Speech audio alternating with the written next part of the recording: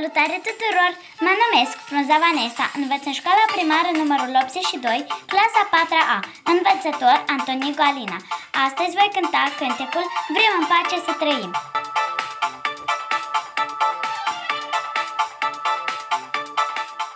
Soarele încălzește nou orașul, zâmbește și e pace pe întregul pământ. Copilașii se joacă pe teren, pe tolacă și în gână cu drag acest cânt.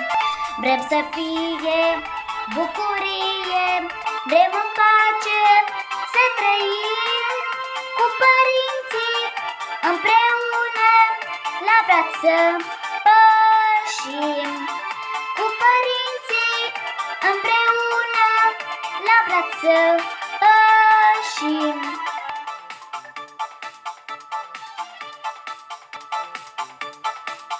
Viața este frumoasă, viața e luminoasă, când de tine îi pasă cuiva.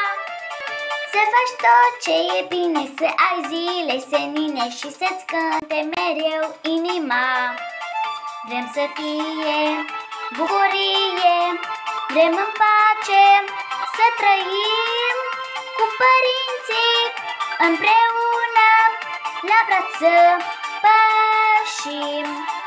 Cu părinții împreună la braț să pășim.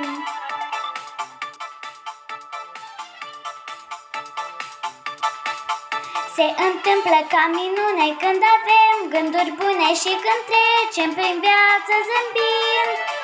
În suflet e doar soare, în ochi albastra mare și pășim într-un pas toți cântând.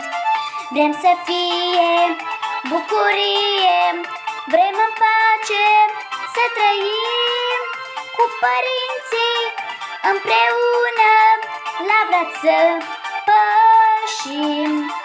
Cu părinții împreună la braț să pășim.